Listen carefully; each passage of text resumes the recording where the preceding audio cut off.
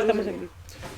Buenos días amigos y amigas, bienvenidos a un nuevo tema de salud y discapacidad. Agradecemos nuevamente a Heredity y a Fenedif por hacer posible este espacio. El día de hoy vamos a tratar un tema muy importante, ya que existen muchas personas que forman parte de este trastorno, que es el trastorno del espectro autista.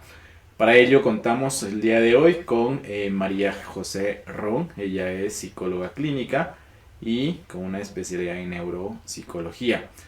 María José, bienvenida. Muchas gracias por aceptar la invitación. Quisiéramos empezar justamente conociéndote un poco más para las personas que nos están escuchando. ¿Puedes hablar un poquito de ti, por favor? Dale, muchas gracias. Gracias por la invitación. Me encantan este tipo de oportunidades en las que se puede hablar y dar a conocer más sobre estos temas que en realidad son bastante tabú. Queramos que no, es así.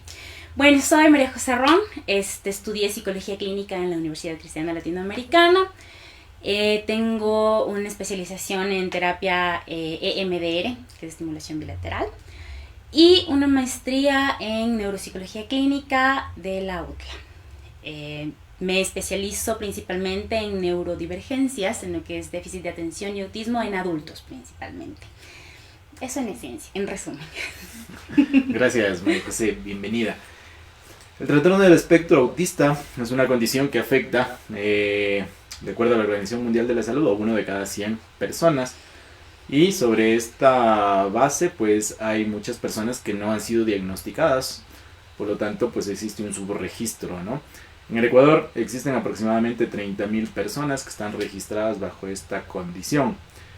En términos económicos, en este caso en Estados Unidos, por ejemplo, estiman que el costo por el diagnóstico, personas que sufren este diagnóstico, para el 2029 alcanzará los 11.5 billones de dólares.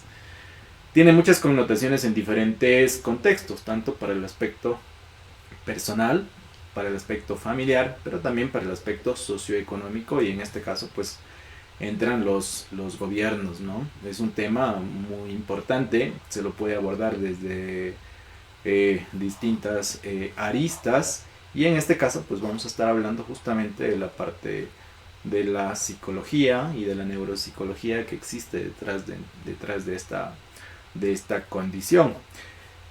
En este caso pues para que la gente nos pueda entender y las personas que no están familiarizadas con esto, si nos pudieras decir qué es el trastorno del espectro autista, ¿cómo definiríamos el autismo? Claro. El trastorno del espectro autista realmente está intentando englobar una gama de diferentes condiciones y otros trastornos que anteriormente se diagnosticaban de manera separada, a pesar de que tienen múltiples similitudes. Entonces hablamos de un espectro en donde se englobaría lo que era el autismo en sí, el Asperger, que es un término que ya no se usa, hablo un poquito más de eso más adelante, el trastorno desintegrativo infantil y el del desarrollo generalizado, porque tienen muchas similitudes, y entonces al usar el término, bueno, la expresión trastorno del espectro autista, estamos englobando todos estos diagnósticos para que no se dé un tema de discriminación. Aquí es en donde entra el tema del Asperger. De entrada, cuando ya me llegan pacientes que me dicen me diagnosticaron con Asperger, yo ya digo, bueno, ¿hace cuánto tiempo? Esto no es reciente, porque el término ya no se utiliza. Porque lo que genera es una división intelectual, vamos a ponerlo a falta de una mejor palabra, entre personas dentro del espectro autista con un coeficiente o un desarrollo menor y una persona con un desarrollo mayor o un coeficiente más alto, que pudo haber estado relacionado a 1 millón de causas alrededor, no solamente el hecho de estar dentro del espectro. Entonces es una división realmente innecesaria, por la cual el término Asperger ya no se utiliza. Entonces, básicamente, para no alargarme tanto, el trastorno del espectro autista es un conjunto de dificultades en la comunicación y en la socialización. Sí, básicamente eso. Y engloba todos estos diagnósticos. Justamente, se habla que dentro del trastorno del espectro autista, justamente, se lo denominó espectro porque abarca un sinnúmero de condiciones, ¿no? Y todas ellas tienen características que son en común, y una de ellas es justamente la falta de posibilidad de conexión las personas que están alrededor, ¿no? La otra es esta sensibilidad o hipersensibilidad que tienen a diferentes texturas, ya sea táctiles, alimenticias, y el ruido también, que es otra de las... Es como la forma en la que la persona interactúa con el mundo. A veces puede sonar raro, pero a mí me gusta mucho hacer una comparación que a veces para un neurotípico es más fácil de entender. Es como que una persona dentro del espectro o con una neurodivergencia funcionar en iOS, en el sistema de los iPhone de Apple, y un neurotípico funciona con Android, en el sistema que es mucho más común, más generalizado porque hay mayores usuarios. Entonces es como que simplemente funcionas con un sistema distinto y tienes que adaptarte a la realidad en la que vives. Justamente. Y aquí también me gustaría aclarar esto, o que nos pudieras contar un poco esto para la audiencia, porque actualmente se habla esto de la neurodivergencia y la otra parte, que es lo neurotípico. ¿Qué es esto de la neurodivergencia? En esencia es eso, es tu habilidad o la capacidad que tienes para integrarte en el mundo. Básicamente sí, que no es la misma, porque justo por temas de desintegración sensorial, como hipersensibilidades, como diferencias en tu sensopercepción, en tu propiocepción, o sea, en cómo percibes, cómo mueves tu cuerpo, todas estas cosas son diferentes a cómo el común denominador del ser humano funciona. Entonces son cosas que para un neurotípico, digamos, que es la mayoría, teóricamente, funcionan en línea recta. Para un neurodivergente, para que funcionen, tienen que ir a lo mejor en zigzag o en curva, pero va a funcionar. Entonces es cómo te vinculas con la realidad, con el mundo.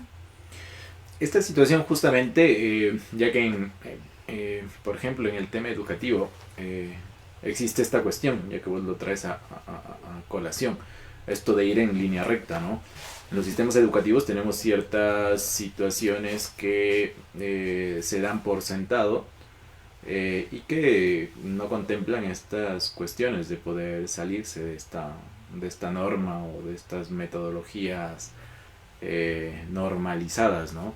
Porque actualmente vemos que justamente hay estos otros caminos, ¿no? No es un solo camino, sino que hay diferentes caminos.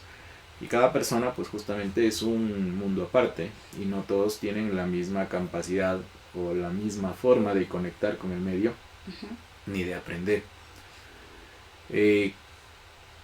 ¿Cuán importante o qué tanto ha avanzado esto? Si tienes alguna experiencia con pacientes personal respecto al tema educativo en personas con autismo y aprendizaje. Ahora hay en algunos casos, lamentablemente, principalmente, en la parte privada, hay un poco más de apertura frente al tema, pero todavía no podría decir que es total en base a la experiencia que he podido tener, porque muchas escuelas lo ven como un reto demasiado grande. Les asusta mucho permitirles usar apoyos o ayudas, a veces necesitan una profesora sombra o necesitan usar tapones por los oídos o cosas muy particulares que lo hacen diferente. Y por el miedo de no enfrentar, dar explicaciones a otros chicos cuando pregunten por qué el sí o no, se niega. Entonces sí pasa mucho de que se reservan el hecho de recibir a un niño que está dentro del espectro, por ejemplo, porque dicen es que no tenemos la capacidad para tratarle. Y muchas veces lo que también se da, lamentablemente, es que cuando dicen, no, sí, es que bueno, la ley nos dice, hay que recibirlos, es que lo dejan en un rincón. Y no le dan la atención que realmente necesitan y le facilitan las cosas que podría hacer de su camino algo un poco más manejable, porque no les permiten tampoco desenvolverse de una manera en la que puedan encajar. Entonces, en este punto, sí es importante como padres, creo, cuando se trata de niños, estar muy pendientes de cómo está fluyendo el ambiente educativo con sus hijos, porque hay casos en los que sí funcionan de maravilla y hay casos en los que te dicen que va a funcionar y no funciona, y hay casos en los que de cajón te dicen no y no funciona. Entonces es variable. Justamente.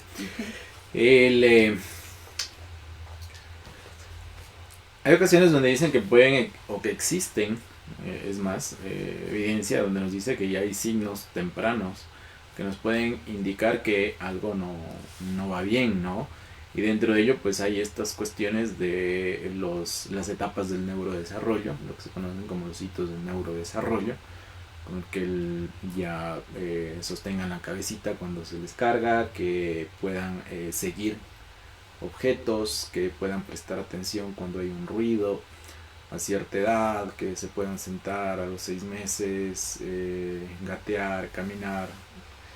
¿Qué signos pudiesen los papás ir viendo en los niños o en las niñas que les diga que pues algo no va bien, ¿no? Y que digan, a ver, pues esto, sobre todo en los papás primerizos, ¿no? Porque cuando ya hay otros hijos, anteriormente pues tienen la experiencia de ya, él hizo a esta edad, él no, pues ya van comparando, ¿no? Pero en papás primerizos, y sobre todo si no están relacionados con este tema, pues desconocen, y a veces en los centros de salud, en las atenciones médicas tampoco les dicen nada, y después ya cuando ven y es evidente, recién ese rato pues están acudiendo a psicólogo, neuropsicólogo, neuropediatra, etcétera.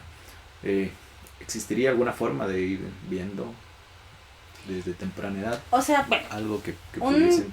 bueno, sí, entiendo que no me preguntas sobre un diagnóstico per se, porque un diagnóstico esa edad en realidad no es dable. Hay detallitos que te pueden permitir pensar que algo fluye diferente. O sea, sí suele haber como que un inicio tardío de los hitos, principalmente. Entonces, por decir, no es que no llega el hito, no es que no levanta la cabeza, es que si tenía que levantar, no recuerdo a la cuánta semana, levanta unas semanas más tarde, un mes más tarde, camina un poquito más tarde, habla un poquito más tarde. De inicio, cuando son muy chiquititos, es un poco más difícil, porque esto varía bastante, entonces es más difícil. Cuando ya empiezan a socializar, llega a partir del año, que tienen que caminar, que tienen que empezar a decir las primeras palabras, las primeras oraciones un poquito más compuestas, ahí es en donde empieza a verse un poquito más. Porque el habla es lo que usualmente más se suele tardar en aparecer cuando hay una neurodivergencia en general. Como ahí sí no podría decirte, no, es que esto es autismo puntual. Es lo más común. Y tampoco es una señal, digamos, determinante, ¿no? Ninguna de estas es una señal determinante. Es una señal de que hay que buscar ayuda. Hay que ver que algo pasa. El tema del estilo de juego. En algunos casos, en el autismo no existe juego imaginativo. Entonces son muy lineales en esa parte, en lo que están haciendo, y les resulta difícil combinar elementos de juego. En otros casos sí lo hacen, pero tienen cierto orden o cierta rigidez, o la inflexibilidad que es clásica en el autismo sobre lo que quieren hacer y cómo lo quieren hacer. La forma en la que acomodan sus juguetes, la forma en la que se comportan. Hay muchos chicos que presentan señales tempranas que están dentro del espectro, que conocen palabras, pero no hablan. Instrumentalizan a los adultos, esa es bastante común. Entonces, no a los adultos, a su medio, ¿no? Entonces, en lugar de decirte quiero agua, te llevan y te muestran el agua. O quiero agarrar algo, eso, dame, no, ellos te llevan y te enfocan, te dicen quiero esto. Entonces, pero en algún momento dado las palabras sí salen, están, no las dicen. Entonces, esa es, por ejemplo, otra señal que suele pasar de que hay alguna neurodivergencia. Cuando ya llegan a guarderías, cuando ya empiezan a verse con otros niños, también ahí es el punto clave, porque ahí se ve cómo empiezan a desenvolverse en el mundo en sí, porque una cosa es el mundo que uno tiene en casa, que está todo acolchonadito, que nos conocemos, que nos entendemos. Otra cosa es cuando hay un montón de nenes que tienen realidades diferentes y que ya tienen que empezar a entenderse. Entonces, ahí es clave la función de los profesores y profesoras que estén cerca, para que puedan ir viendo cómo se desempeñan los nenes, y en lugar de que si es que este niño actúa raro, le voy a ignorar, a ver, te voy a ver. Voy a hablar con tus papás, le veo que tiene este comportamiento. También es importante el rol de los pediatras. Ellos muchas veces ven que hay algún retraso en la comunicación, algún retraso en alguna parte del desarrollo, y no siempre lo mencionan, no siempre recomiendan. Entonces, creo que principalmente eso es lo que hay que estar pendientes. En cómo juegan, y cuando entran a una guardería, en cómo se vinculan con otros niños. Estar preguntando ese tipo de cosas creo que es lo que puede ayudar más. Justamente, o con los hermanos, ¿no? O los primos. No tanto también, porque sigue siendo su medio. Los primos a lo mejor un poco. que es un poco más alejado, ¿no? Ajá, No pero son- todavía sigue siendo como que dentro del colchón del hogar en donde te van a entender, Ya. se va a dar a entender. Es más claro cuando se ve con niños que están fuera de su medio. Cuando salen Ujú. de su zona de confort, por decirlo de alguna manera, ¿no? Porque Ujú. tienden a familiarizarse justamente con Sí, papá, mamá y hermanos. ajá. Eh, Algo que estaba justamente leyendo que salió hace poco era eh, esto que tú mencionas, tanto lo de los juegos y esta cuestión también de no seguir objetos con las miradas en etapas muy tempranas, 2 meses, 3 meses de edad, o el que no presenten pues estos sobresaltos a los ruidos. Claro, aquí tenemos que tener también en cuenta que hay que hacer los tamizajes auditivos, porque no preste atención al ruido, pues o bien puede ser por eso, o bien puede ser porque existe algún problema biológico en la parte auditiva, pues ya habría que atender esa parte, o en la parte visual igual, ¿no? Ujú. Pero una vez identificado eso, pues otro de los signos era esto, que no hay un seguimiento ni esta cuestión de si me están llamando, pues yo regreso a ver, sino seguir en ese mundo en el que ellos y ellas se encuentran. Aquí hay un tema, porque desde hace poco, o bueno, hace algún tiempo, no muchos años, empieza a hablar de la doble excepcionalidad, que es el niños con trastornos del espectro autista y con altas capacidades. Ujú. ¿Cómo puede ser esto posible? Que justamente tengan esta dualidad dentro del espectro, porque hay muchas personas que dicen no, tiene autismo y pues no, ya inmediatamente, o desde los mismos papás por la falta de información cogen y lo tratan de apartar de este medio, o como bien tú dices en las escuelas, ¿no? Si no saben cómo manejar, pues cogen y lo que hacen es pues no apoyar ese crecimiento en la parte educativa de conocimiento, sino más bien hacerlo a un lado y tratar de ponerle otras actividades. ¿Cómo puede ser posible esto del autismo y las altas capacidades, por ejemplo? Ajá. Es Porque una... incluso hubo como una película, creo, en Estados Unidos donde Hay había... un montón de películas. que La hablan de gente te esta- dice, si es que eres autista o eres bueno en matemáticas o definitivamente te va mal, no funcionas bien, digamos. O sea, hay estas dos aristas, ¿no? Justamente, ¿no? Porque Ujú. incluso esta persona, este señor Elon Musk, menciona que posiblemente tenga algo de esto, desconozco, de Difícil lo que saber. he visto justamente, ¿no? Sí, bueno, lo decían por impulsivo, pero si es por impulsivo calificaríamos por otros lados, ¿no? En realidad, igual es difícil saber, ¿no? Porque si es, bueno, ojalá más adelante tengamos oportunidad de hablar un poco más del diagnóstico, pero es posible tanto como es posible en un neurotípico. La cuestión es que muchas veces como la persona que está dentro del espectro tiene intereses especiales, tiende a saber, a informarse, a aprender muchísimo más sobre un tema en cuestión, lo cual lo hace brillante en ese tema. Entonces, y eso puede decir, bueno, también, o sea, es porque tiene altas capacidades, entonces también es por esa parte. Pero en realidad es tan común, no, común quizá no es la palabra, pero es tan probable que se dé como se da en un neurotípico el tener altas capacidades. Y más bien lo preocupante es que a veces por estar dentro del espectro no se pueden aprovechar esas altas capacidades de la manera correcta, sino que más bien se aprovechan para enmascarar, para poder cubrir esas falencias que se dan cuenta que tienen y tratar de solventarlas. Por ponerte un caso que se me ocurre en este momento, tengo una paciente que aprendió de chica, como sentía que no encajaba, a observar el comportamiento de todas sus amigas del grupo popular, no eran sus amigas, del grupo popular.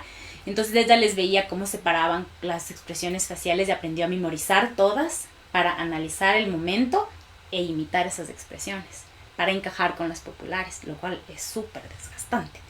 Entonces, en lugar de ocupar sus capacidades superiores para desarrollarse de otra manera, las usó para compensar porque no tuvo un diagnóstico a tiempo. Entonces, en realidad no es que haya un vínculo como que si eres autista de cajón tienes altas capacidades o de cajón no tienes altas capacidades, porque es tan probable que se dé como en un neurotípico. Solamente que no siempre se aprovecha justamente por este tabú de si o no tienes o tienes. Justamente, y en este punto pues es muy importante que todas estas personas que están bajo este espectro, ¿no?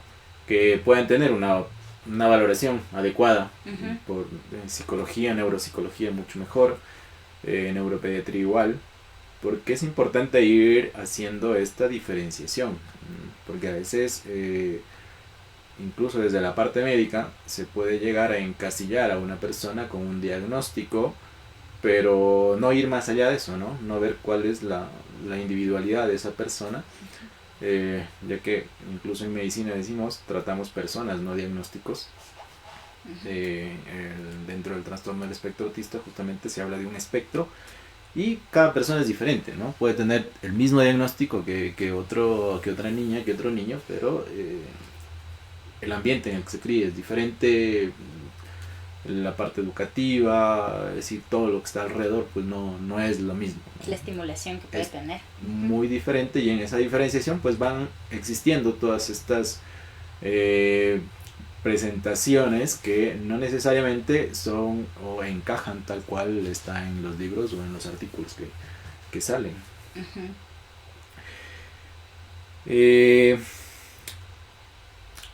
Algo que está o viene como atado a esto es esta cuestión de la regulación emocional. ¿Cómo es esto? Porque bueno, hay los niños normalmente pues que van aprendiendo de los padres, ¿no? Y hay muchos niños que hacen pataletas y esto. Pero cuando hay esta cuestión del autismo, hay esta imposibilidad de poder comunicar adecuadamente el que ellos comuniquen cuando algo les disgusta, cuando algo les gusta. ¿Cómo aprender o que los padres aprendan para poder manejar este tipo de situaciones? Me imagino que para ello pues, deberán hacer la terapia con psicología, neuropsicología. Pero ¿qué tan diferente puede ser esta regulación emocional frente a un niño que no tenga esta condición? Es bastante complejo. Primeramente porque justo como mencionas, los chicos aprenden de sus papás. Entonces, sí, bueno, mis papás manejan la frustración, por ejemplo, de una manera saludable, equilibrada, voy a aprender a manejarlo de igual forma. Pero cuando no eres capaz de diferenciar qué significa la expresión que tu mamá o papá está teniendo y asociarla con un sentimiento, que es lo que ocurre en el caso del espectro autista, te va a ser difícil aprender para qué sirve.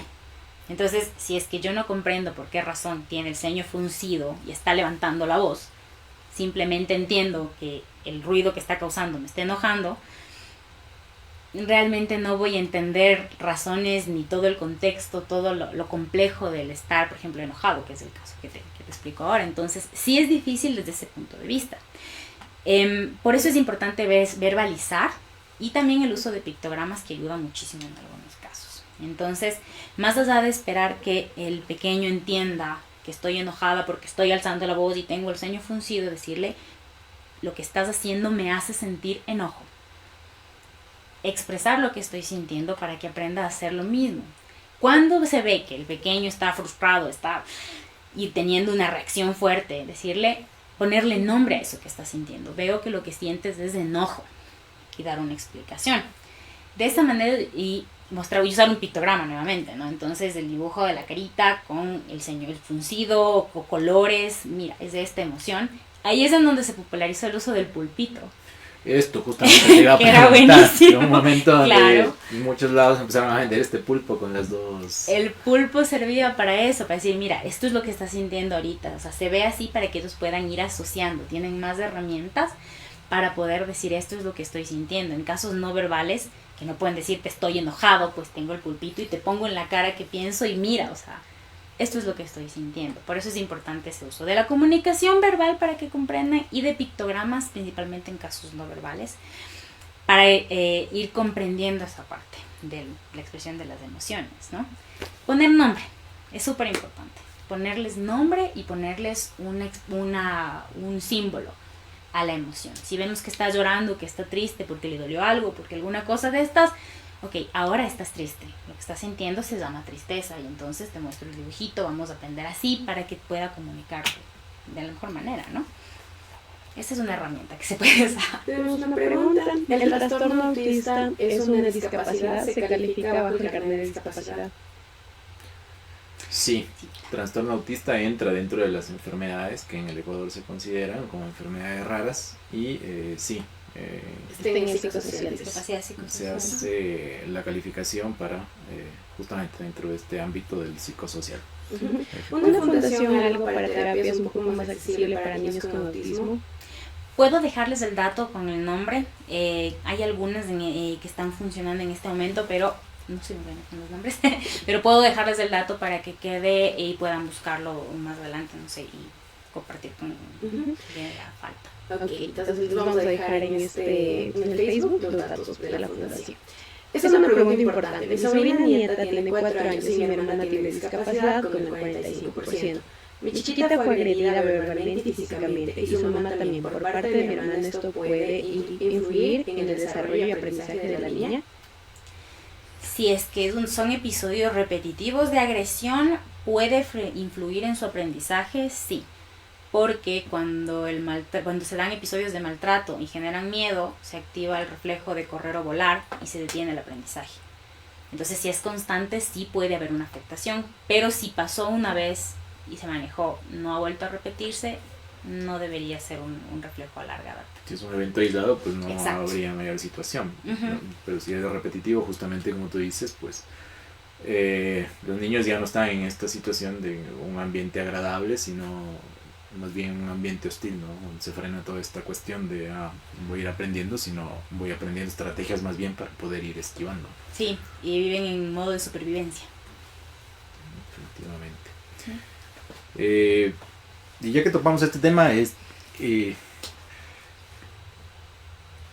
muchas personas, y justamente ante la falta de conocimientos de cómo poder manejar a las personas que tienen estos trastornos, sobre todo cuando no son familiares tan directos, ya yendo justo como esta cuestión que nos mencionan ahorita, ¿no? Pues no es mi hijo, es un sobrino o es un familiar un poco más lejano. Cuán importante es que la familia aprenda sobre esto para poder manejar, porque indudablemente si estás con un hijo o una hija, vas a visitar a tus papás, te vas visitando a tus hermanos, se ven con primos, primas, tíos, abuelos incluso, o donde tus mismas amistades, ¿no? Cuán importante es que ellos puedan saber y conocer sobre esto para poder tener un mejor manejo, ¿no? Y poder evitar situaciones de violencia que en muchas ocasiones puede incluso que no sean ni intencionales, sino que existe esta falta de conocimiento de cómo actuar ante determinadas situaciones. Porque muchas veces piensan, y en la escuela antigua pues era o me haces caso o entonces eres malcriado y no me estás haciendo caso, y es porque empiezan entonces ahí que no, es que es vago, es que es esto, es que es el otro, ¿no?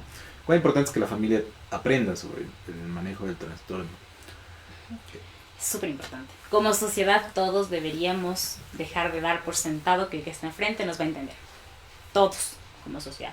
Porque la cantidad de diagnósticos tardíos y de personas sin diagnósticos que hay es loquísima. El rato que se empezaran a dar diagnósticos de todo el mundo, los porcentajes se dispararían. ¿Cómo se están disparando ya ahora que se conoce más, se habla más del tema? Es súper importante que como sociedad dejemos de dar por sentado que el otro entendió. Es súper claro. Pero más allá de eso, como familia, creo que mientras son chicos al menos es importante el apoyo de los padres. De que justo, por ejemplo, si es que el nene no quiere saludar, no quiere acercarse, y esto también se da en neurotípico, si no quiero darte un beso, no quiero darte un beso, o sea, simple, ¿no? Que sean los padres los que se planten en esta idea de, ok, ahora no es el momento, simplemente no quiere, dale espacio. Y apoyarles en ese sentido mientras ellos van desarrollándose y van aprendiendo a vincularse de mejor manera.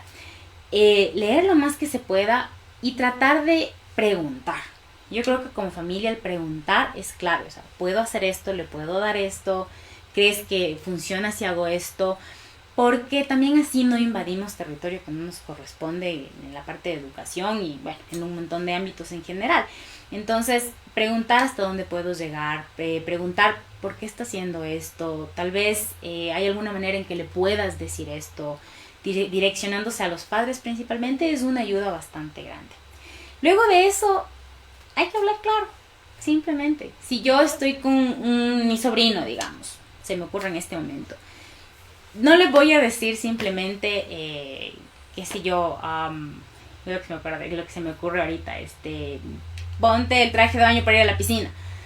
Porque puede ser que ese nene definitivamente solo se ponga el traje de baño para ir a la piscina. O puede ser que no me entienda eso y que se lo ponga por encima de la ropa porque solo le indique eso. Puedo ser más clara. Entonces, si yo me hablo con los padres y les digo, oye, ¿cómo le pides estas cosas? ¿Cómo le dices eso? Me van a decir, no, tienes que ser específica. Dile que tiene que ir al cuarto, tiene que quitarse la ropa, tiene que ponerse su traje de baño y entonces bajamos a la piscina. Entonces, lo básico como familia es informarse, es preguntar y no dar nada por sentado. Esa parte es importante, ¿no? Porque en muchas ocasiones, pues, justamente los abuelos pueden quedar al cuidado un tiempo determinado, los tíos, y saber estas cosas, pues, es importantísimo, porque luego vienen estos choques, ¿no? Y pueden haber estas situaciones como justamente la que nos menciona, ¿no? Esta persona en este momento. Y esa era justamente es otra de las preguntas, ¿no? ¿Cómo manejar estas situaciones de crisis cuando se dan con los niños y niñas que tienen autismo? Desde la parte psicológica, ¿cómo la abordan ustedes? Y igualmente, ¿no? Los papás, ¿cómo algo con lo que ellos puedan, al menos ese momento, hasta poder acudir al profesional y que puedan aprender, pues, qué tienen que hacer, ¿no? Es buena idea observarlos, ver qué es lo que ellos hacen cuando están durante su día, ¿no? Cuando están en alguna situación particular que a lo mejor les inquieta, ¿no? Es buena idea observar qué hacen, ¿no? Hay niños que tienen movimientos repetitivos. El típico que es de balancearse, por ejemplo, que se muestra mucho en la tele, es muy común. Balancearse, tocarse, en algunos casos, bueno, ya se vuelven un poco más de hacerse daño, pero hay que fijarse en los más sutiles. ¿Por qué? Porque este tipo de movimientos o este tipo de acciones, incluso la ecolalia, ¿no? ¿Qué es la ecolalia? Es repetir las últimas palabras, o repetir las cosas que otra persona dijo. Este tipo de cosas se llaman stimming. Se conoce como stimming, ¿no? Y lo que hace es que le permite a la persona autorregularse. El problema es que usualmente, como no hubo una formación en cómo utilizar el stimming, digamos, de forma previa, se ocupa ya en momentos extremos, y ahí es en donde el balanceo se vuelve muy fuerte, en donde el tocarse se vuelve muy fuerte, o incluso el repetir palabras es muy constante, entonces ya se va de las manos y se vuelve incómodo para la persona, indudablemente, y para el que está a su alrededor. También en la observación te vas a dar cuenta de qué cosas le incomodan. Si una persona está en un ambiente hiperestimulado, quiero decir, si es que le molestan, por ejemplo, los ruidos de alguna índole, con muchos ruidos, si es que le molesta algún estilo de ropa, tiene que estar con un uniforme, con una etiqueta que no se puede quitar encima, con estímulos sensoriales que le están agitando, fijarse que si eso le agita, lo primero que hay que hacer es detenerlo. Eso tiene que parar. Si queremos que se le quite el momento de enojo, de rabieta, hay que parar los estímulos que le pueden estar sobresaturando. Entonces, si hay ruido, audífonos. Ahora hay unos audífonos que bloquean el sonido maravillosos, desde taponcitos hasta los grandes, que son excelentes. Audífonos para ayudar con eso. Si es que es la ropa, retiramos la ropa. Si es que es del calor, buscar la manera de refrescarle. Si es que es del sabor, darle agua o alguna cosa que le permita, y llevarle a hacer este ejercicio de steaming que le ayude a calmarse. Ahí es donde entran los Fitbit, que también se pusieron hace un tiempo de moda. Hay diferentes tipos de juguetes de ese estilo que también es buena idea irles presentando para que ellos tengan. Entonces, debe haber traído unos ejemplos de eso, y tengo un montón y se me ocurrió traerlos. Cosas que hagan sonidos, cosas que puedan... en adultos yo veo mucho esto, por ejemplo, ¿no? Estoy jugando con los anillos, estoy girando. Sí. Eso también es una forma. Que a veces dicen, pero quédate quieto. No, es una forma de steaming. Te viene bien. Porque estoy jugando con mi anillo y me estoy estabilizando, me estoy regulando. Estoy evitando entrar en crisis. Porque estoy en una situación compleja. Entonces, por poner un ejemplo. Entonces, si es que como papás empezamos a ver, primero, ¿qué les hiperestimula?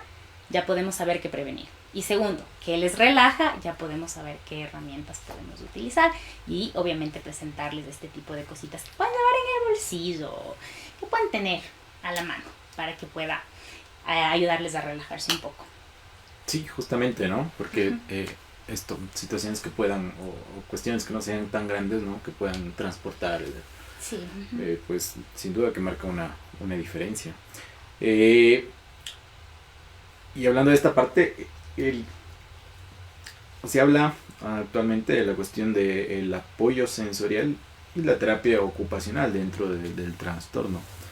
¿Cómo es esto de terapia ocupacional, apoyo sensorial, para que nos puedan entenderlos? En realidad es algo que ayuda muchísimo.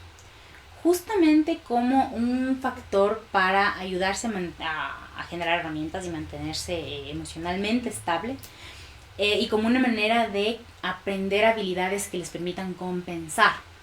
Entonces, por ejemplo, si es que estamos hablando de una persona que tiene alguna deficiencia en su desarrollo en cuanto a motricidad fina, por poner un ejemplo, entonces no puede ponerse botones, no puede hacer cosas que requieren usualmente el uso de pinzas.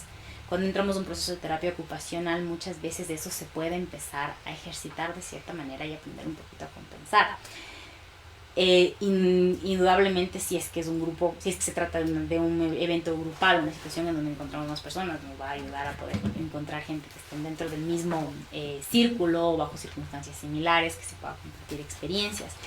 El tema sensorial, sí, también hasta donde lo he podido observar, es una suerte más dicho, va a apoyar en la parte de equilibrar emocionalmente a la persona, a encontrar qué estímulos le pueden traer un poco de alivio, un poco de tranquilidad, qué estímulos lo pueden despertar, qué estímulos pueden. Entonces, ese tipo de cosas siempre van a venir bien a la hora de compensar según cómo esté fluyendo sus emociones o su estado mental durante el día.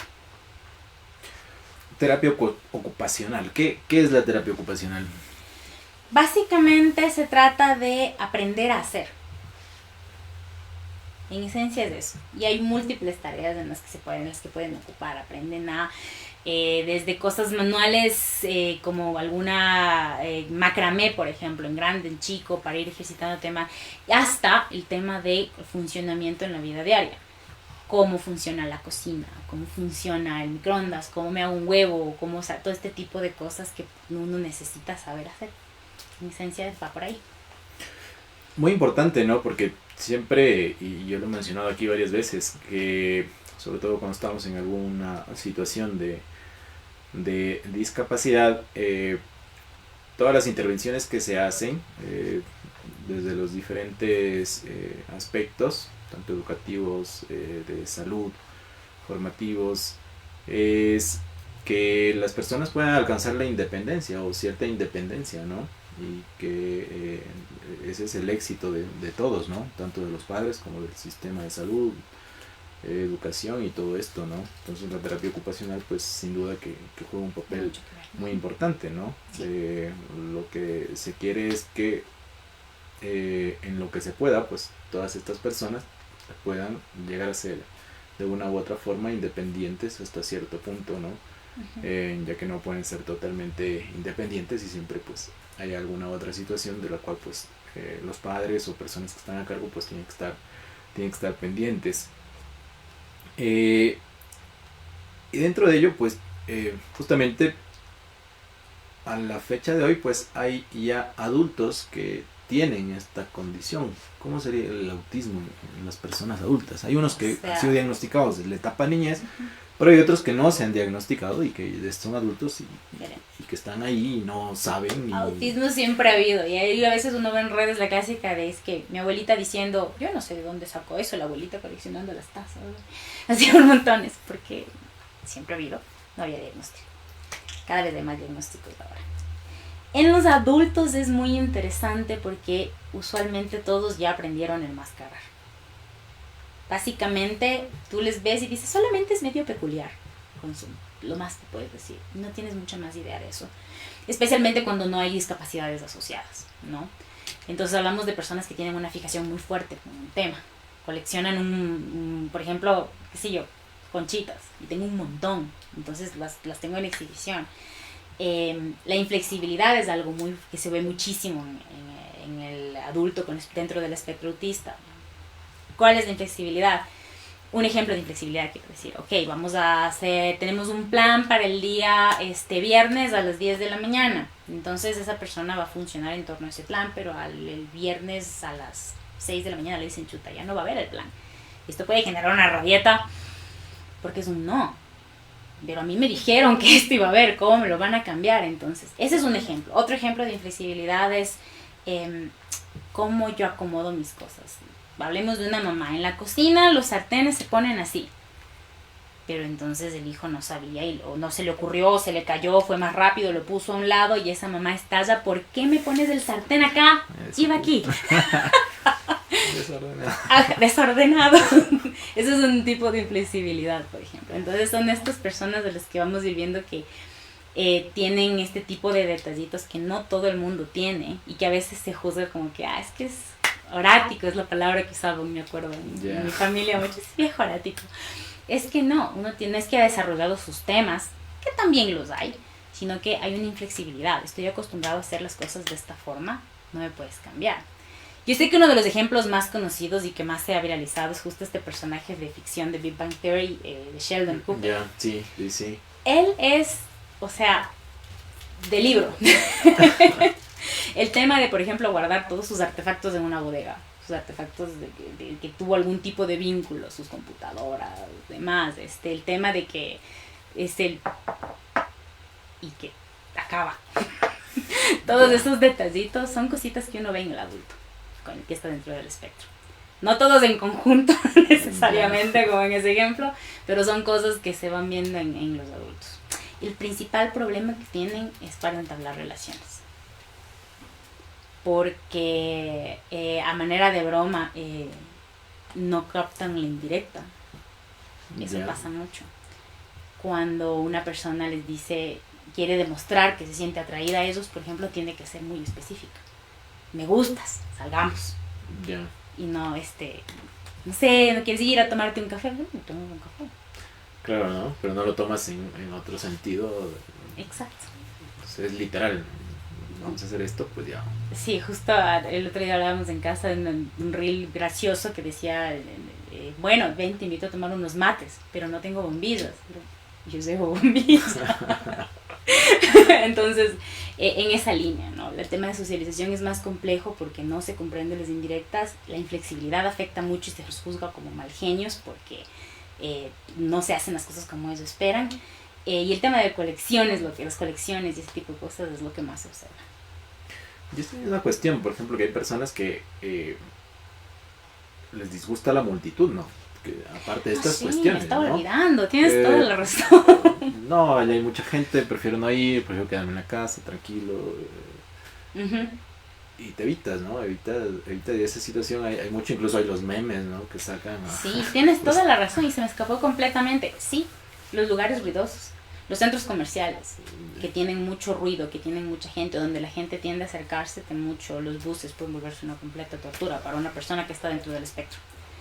El tema que acá tiene muchas veces la gente cuando está haciendo fila, de no darte un espacio, sino que están cada vez más cerca a una persona dentro del espectro, le puede resultar una tortura porque están demasiado cerca de ellos, invadiendo su espacio. Es súper fuerte. En algunos pacientes yo sí les recomiendo, por ejemplo, cuando van a salir a un centro comercial, que usen tapones para los oídos, que disminuyan un poco el ruido. Ahora actualmente se encuentran algunos que filtran incluso conversaciones, pero te disminuyen el ruido de fondo. Están buenísimos. Sí les recomiendo mucho eso, porque lo que pasa es que cuando salen este tipo de lugares, llegan, como digo, el ejemplo, el centro comercial, se ponen de mal genio automáticamente. Se enojan con una facilidad loca. Y no es porque sean enojones, es porque están hiperestimulados. Entonces sí, justamente también la cantidad de gente y el ruido es algo que se nota mucho. Y es mucho más difícil, ¿no? En la etapa adulta hacer un diagnóstico que en la niñez. En la niñez incluso es un poco más o se le ha dado un poco más de visualización, pero en la adultez pues no se habla mucho, porque ¿no? ya se enmascaró, porque ya se le disfrazó de temas, porque ya lo supe, como te decía el caso de esta paciente, ella pensaba que todo el mundo analizaba las actitudes de la gente para vincularse, para ella era normal. Entonces ya para ella, ella va a entrar a una sala, respira y es un ok, tengo que ver cómo se portan, cómo se paran y según eso, o sea, ya es una operación inconsciente que ella hace. Entonces como ya está enmascarado, es difícil en ella encontrar el síntoma de la dificultad para socializar, porque ella socializa, no porque le sea fácil, sino porque aprendió a hacerlo. Por eso es más difícil. Ya, interesante. Y ahí justamente hablando de esta cuestión, ¿no? De la comunicación. Dentro del trastorno del espectro autista justamente hay muchas personas que no llegan a desarrollarla o a verbalizar. ¿Cómo lograr la comunicación con ellos? Bidireccional, ¿no? Tanto de los papás como esta otra cuestión. Conforme ellos van creciendo, pues van teniendo necesidades diferentes.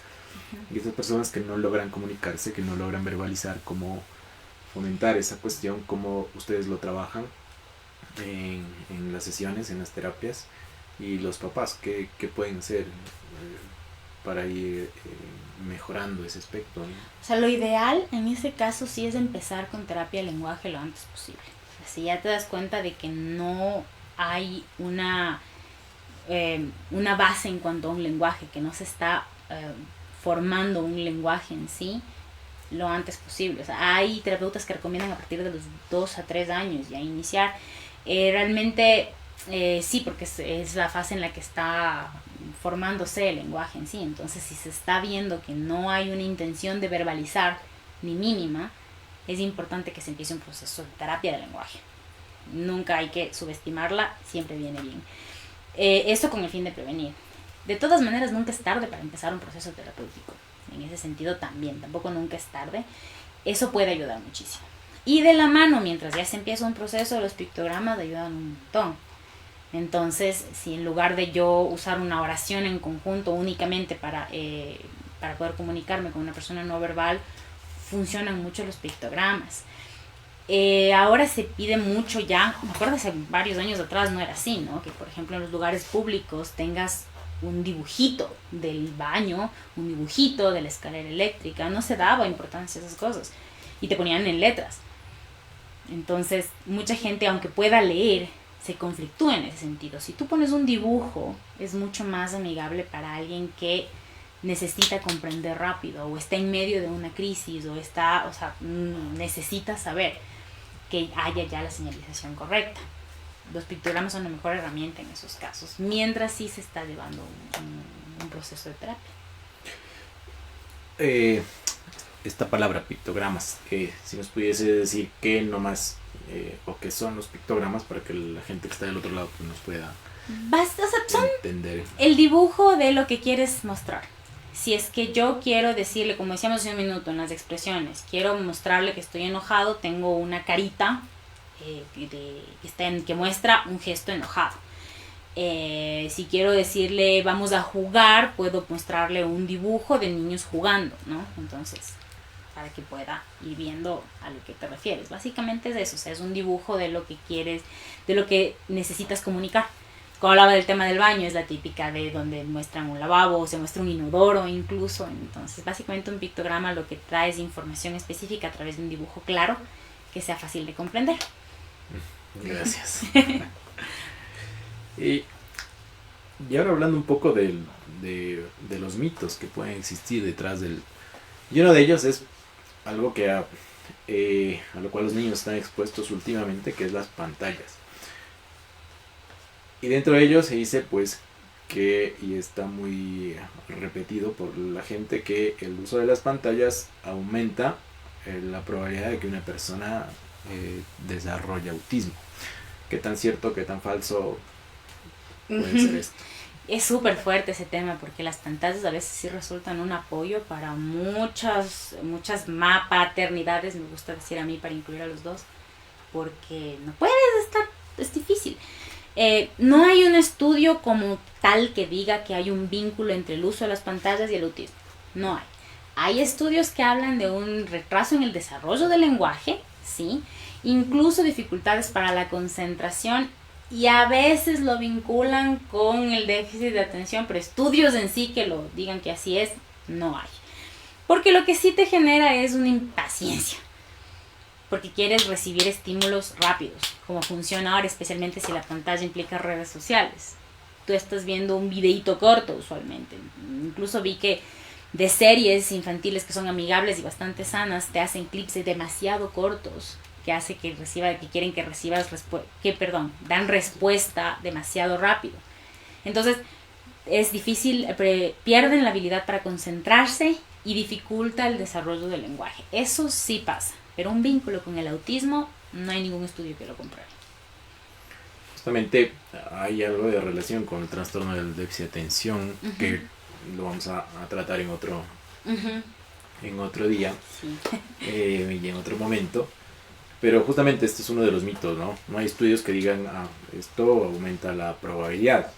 Del trastorno del espectro autista, justamente es un espectro, y dentro de ello pues hay muchas causas. Y en la parte de genética, pues que es el área en la cual yo me desenvuelvo, pues hasta 1 de cada 3 niños con el diagnóstico del espectro autista pues tienen una causa genética, que puede ser una alteración cromosómica, que es perfectamente identificable, o alguna alteración en ciertos genes que tienen que ver con la cuestión del neurodesarrollo, o ciertos síndromes genéticos que cursan como parte de sus signos y síntomas con trastorno del espectro autista. Luego existe esta otra parte, que es cerca del 70%, que entran dentro de lo que genética nosotros le llamamos enfermedades multifactoriales, donde los genes juegan un rol importante, pero no llegan a ser determinantes. Es decir, es algo como que ponemos en una balanza y bueno, están ahí. Pero si no hay esta parte, que es la parte ambiental, pues esto de acá no va a causar ninguna situación. Y dentro de ello, pues la mayoría de los niños diagnosticados actualmente, niños y niñas, entran dentro de esta otra parte, ¿no? Donde al hacer los estudios pues no se identifica nada, al menos con el conocimiento que tenemos hasta ahora, pues no, con la ciencia pues conforme avanza pues se pueden ir identificando más situaciones, y hay estos factores que todo lo ambiental en genética le llamamos epigenético, por cambios que pueden provocar, no tipo mutaciones o cambios en el ADN, pero sí alteraciones que es similar a la información que tenemos en las pantallas, en un libro, en el cual nosotros podemos apagar eso, la información sigue estando ahí, pero no podemos acceder. Y dentro de ello, pues, sí tiene y juega un papel muy importante la cuestión de todos estos alimentos ultraprocesados y el consumo, ¿no?, de drogas lícitas. Drogas, ¿cuáles son las drogas lícitas? Los diferentes tipos de alcohol, cerveza, vino, etcétera, etcétera, ¿no? El cigarrillo e incluso el vapeo que se hace, que aumentan la probabilidad en términos estadísticos de, si yo voy a tener un hijo o una hija y todavía no lo he tenido, de que pueda tener o formar parte del trastorno del espectro autista, y otros elementos que pues a día de hoy son y forman parte de, como es todas estas cuestiones, que incluso los metales pesados, ¿no? Acá en Ecuador hay ya dos productos en los cuales se identificó. El uno que era, me parece que era de una cocoa, de una marca específica, y el otro de esta salsa de tomate, ¿no? Me parece que sí fue, ajá. Entonces todas estas situaciones también afectan, y afectan mucho, sobre todo en la niñez, la parte del neurodesarrollo, y pues muchas de estas situaciones pues todavía se están investigando, ¿no? Ahí todavía hay un mundo de posibilidades que se puede llegar a identificar como causantes de, y para justamente cuando no va esta cuestión, o incluso dentro de las condiciones genéticas, ¿cómo podríamos decir que una persona tiene autismo? ¿Cuándo podemos decir que una persona tiene autismo? Porque hay muchas ocasiones, o incluso muchos padres le autocatalogan, es muy común ahora que digan, sí, es que probablemente tiene autismo, pero ¿cómo podríamos decir que una persona tiene autismo? ¿Cuándo podemos decir que una persona realmente tiene autismo? Profesores. Sí. Lo ideal es que se haga una evaluación multidisciplinaria. O sea, lo ideal es que se evalúe un pediatra, neurología, un neuropediatra, un neuropsicólogo y psicología también, siempre especializados en el tema. Ese es el ideal. Actualmente es un poco más complejo también por el tema económico tener toda la evaluación multidisciplinaria en sí. Bueno, por temas en temas legales me parece que sí se pide un poquito más, pero en general para tener un diagnóstico, la evaluación de un neuropsicólogo capacitado, eso es importante porque no todos los neuropsicólogos están en la posibilidad de hacerlo, de un psicólogo igual capacitado y de un neurólogo capacitado. La herramienta que más se ocupa y que yo usualmente les voy a decir a mis pacientes, pregunten que use esta herramienta, son 2 test, que es el A2 y el ADIR, pero el uso de estos test implica una certificación especial. Entonces no es que puedo llegar yo a comprarme el test y lo aplico y listo, no, tengo que saber aplicarlo porque es toda una ciencia detrás de la aplicación de estas 2 entrevistas, que la una se aplica directamente al niño o al paciente porque es para diferentes edades y la otra a la familia para ir viendo el medio. Es muy importante la observación y el conocimiento del desarrollo, justamente el tema de los hitos que hablábamos hace un momento. Entonces sí es importante que se haga por un profesional que esté capacitado para dar el diagnóstico que el niño está dentro del espectro autista, que puede ser psicólogo capacitado, neuropsicólogo capacitado, neurólogo capacitado, algunos casos pediatras, igual, bien capacitados al respecto. Pero los pediatras, como se van más a la parte física per se, no siempre están capacitados para diagnosticar, sí lo están para dar señales de alerta. Eso sí, no pueden torear esa responsabilidad, eso sí tienen que hacer. Entonces, eso es importante tener claro.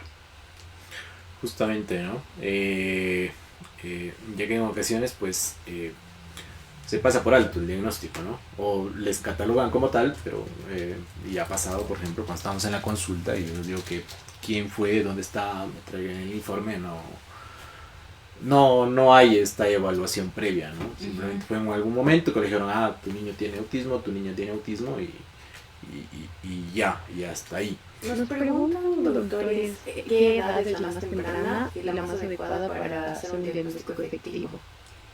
A los 3, un diagnóstico, digamos, presuntivo, falta una mejor palabra porque se me acaba de ir la palabra, es a los 3 años. Ya definitivo se da más adelante, pero a los 3 años ya se puede observar de manera más clara y dar un diagnóstico inicial, llamémoslo así. Estas herramientas que tú mencionaste, ¿desde qué edad se las puede ya aplicar? Desde los 3 años. Uh-huh. Justamente por eso, sí. Desde ahí ya se puede tener una... Se puede, como decíamos hace un rato, observar señales de alerta antes de... Como para decir, bueno, neurotípico no es, pero de ahí un diagnóstico en sí, a partir de los 3 años, se puede empezar. Uh-huh. En la parte de la incidencia y de la prevalencia, afecta mucho más a varones que mujeres. Hay una relación 4-1 varones y mujeres. Me encanta que lo menciones. Hay un detalle bien grave ahí, y es que la mayor parte de baterías de test para la evaluación están probadas en hombres y los signos en las mujeres son distintos. ¿Por qué puede haber esta diferencia de signos distintos en mujeres que en varones? Principalmente porque socialmente se espera un estilo de conducta en los niños y otro en las niñas. Entonces difícilmente tú vas a ver a un adulto, al menos de los de antes, quejarse porque una niña sea muy casada. Más bien es una niña muy educada porque está casada. Ya. Es que es una niña muy reservada porque no hace amigos. Entonces se tienden a confundir los muchos signos con un buen comportamiento o comportamiento esperable en una mujercita. Odio esa expresión, pero había que decirla. Comportamiento esperable. Entonces no se le cataloga como un comportamiento no esperado, más bien dicho, no común, no normal.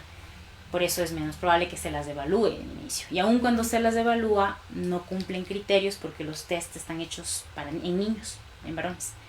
Entonces es más difícil. En ellas es un poquito, en las mujeres es un poco más probable notarlo en la adultez porque ya empiezan a ver los signos que hablábamos hace un momento, o sea, de sobre hipersaturación, de sobreestimulación. En esa línea es un poco más fácil en las mujeres porque de chicas simplemente estaban teniendo el comportamiento esperado. Interesante esto que mencionas, ¿no? Y ya como para ir terminando y antes de acabar, y el día de ayer pues estábamos conversando algo que me mencionaste de tratamiento. ¿Qué tratamientos hay desde la parte de la psicología, la neuropsicología, ¿no? Hay que ver que el trastorno del espectro autista en sí no tiene una cura. Hay circunstancias o cosas que se pueden hacer, que se hacen y que en algunos casos funcionan para disminuir ciertos síntomas. Al ser un espectro y tener tantas características diferentes en cada individuo, es difícil que lo que funcionó a Pepito le funcione a Pepita. Difícilmente. Pero hay a quienes les funciona. Está el tema de las flores de Bach, está el tema de esta que te mencionaba justo, el consumo de ácido fólico en niños, está probándose recientemente, el consumo de carbohidratos, el consumo de algunas cosas. Hay niños a los cuales sí les ayuda a disminuir ciertos síntomas, pero hay niños a los que no. Entonces, dentro de lo que no les pueda hacer daño, probar no es malo. Pero siempre y cuando no se les haga daño, no se involucre con medicamentos fuertes o cosas así. Ahora, los medicamentos que existen, que están relacionados al tema, no son para tratar el autismo, sino un síntoma. Por ejemplo, si hay agresividad, por ejemplo, que con el manejo adecuado, eventualmente este medicamento puede dejar de ser necesario, con la compensación adecuada. En realidad, se puede llegar a ese punto. Entonces, los medicamentos que hay, como digo, son para manejar ciertos síntomas. El tratamiento en sí se puede tomar múltiples opciones en cuanto a alimentación. Hay casos de éxito, los hay, sí, pero no aplica para todos necesariamente. Lo que sí se trata de guiar es un tema de compensación, de manejo de conductas y de terapia en sí para poder ayudarles a vincularse de mejor manera, digamos, a la sociedad. Doctora, tenemos una pregunta. Por favor, ¿puede explicar el autismo más hiperactividad? Ese es el combo ganador, me encanta, porque tenemos dos cosas que pueden ser totalmente distintas y que pueden converger de una manera maravillosa. Se puede dar y es más común de lo que uno creería. Muchas personas con autismo tienen déficit de atención. El problema es que el tema es que es difícil de diagnosticar porque hay muchos síntomas que comparten. Por ejemplo, una persona con autismo puede ser impulsivo y la impulsividad es clásica en el déficit de atención. El déficit de atención, por ejemplo, puede ser inflexible, como hablábamos en temas de horarios y citas, porque una persona con déficit de atención para cumplir un punto, una cita, se programa hacia atrás. Entonces, si es que yo sé que tengo que estar a las 11 en un sitio, 1 hora antes salgo de casa, 1 hora antes me empiezo a arreglar, 1 hora antes desayuné, 1 hora antes. Entonces, todo este horario de acá, yo lo programé con días de anticipación. Y si tú me dices, cambié la cita, va a generar un colapso. Y no es por inflexibilidad, sino porque hubo toda esta programación. Entonces, se pueden confundir. Sí requieren una valoración separada de autismo y de déficit de atención para poder saber si tienen los dos, si es que existen, si es que están coexistiendo en esa persona los dos trastornos. Es importante hacerlo así, siempre es importante evaluar las dos cosas porque es más común de lo que uno puede creer que se den, que se presenten. Entonces, para evitar confundir síntomas, siempre es mejor hacer las dos cosas. Muy importante, ¿no? Porque hay muchas personas que piensan que va atado, ¿no? Autismo con TDAH. No siempre. Y no siempre. No siempre. Son neurodivergencias, por eso se parecen tanto, pero no siempre. La persona con déficit de atención no necesariamente está dentro del espectro, ni la persona que está dentro del espectro necesariamente tiene déficit de atención, pero puede haber personas que tengan las dos cosas. De hecho, es más común en mujeres eso. Interesante nuevamente este dato. Y ya para ir terminando, justamente si nos puedes dar tus contactos para la audiencia, para que te puedan contactar. Ah, Personas que tengan pues sus niños, niñas puedan acudir y puedan recibir pues un tratamiento con tú que tienes esta cuestión de ujú. la especialización, maestría en neuropsicología y sobre esta cuestión de la neurodivergencia y de la terapia MDR. Antes de terminar, explícanos un poquito para que conozca la gente esta cuestión de la terapia MDR, porque es una terapia que es nueva y actualmente pues hay pocos profesionales que están capacitados en este tipo de terapias acá en el Ecuador. Esta también es una certificación que se obtiene aparte, ¿no? No viene Sí. con la formación universitaria. Se trata de la estimulación bilateral de los hemisferios. Si mal no recuerdo, porque en la historia a veces estoy un poquito oxidada, surgió a partir de la Segunda Guerra Mundial y creo que estuvo más vinculada a la Guerra de Vietnam. No estoy tan clara por ahí. El asunto es que como veíamos que los veteranos de guerra tenían estrés post-trauma y les estaba afectando mucho en su vida. Francine Shapiro, si no me equivoco el nombre en la pronunciación, fue la que empezó a probar con la estimulación de los dos lados del cerebro, de los hemisferios, para poder procesar el trauma. La manera más, vamos a ponerle fácil de explicarlo, es decirle al cerebro mira para acá mientras trabajo por acá. Básicamente es eso, en términos muy simples. Lo que hacemos es que estamos estimulando de los dos lados. Usualmente se usa un sonido o un movimiento de dedos para que el cerebro pueda desahogar el trauma y empezar a sanar. Muy importante. Ahora sí, María José, si nos puedes dar tus contactos, redes, dónde te pueden localizar, Sí. por favor. Bueno, estoy en redes sociales, estoy en Facebook, en Instagram y en TikTok como Ma José Ron, neuropsicología. Mi número de teléfono, no me sé el recién que me del consultorio, pero va, el 0987 29 45 41. Ese es mi contacto ahora. Y atiendo principalmente de forma presencial y de forma virtual. Ya las órdenes como psicóloga y como neuropsicóloga. Los dos temas que me apasionan. Muchas gracias, María José. Entonces, amigos, este ha sido el tema que hemos tratado, muy importante, bastante interesante, muy amena la conversación, toda esta información que ha surgido, y es importante y esperamos que les haya sido de mucha ayuda, ya que estos temas pues no se tratan de manera regular, ¿no? E incluso hay muchos profesionales pues que no están muy familiarizados con el tema y incluso pueden pasar estos diagnósticos o darse un diagnóstico sin necesariamente haber tenido esta condición.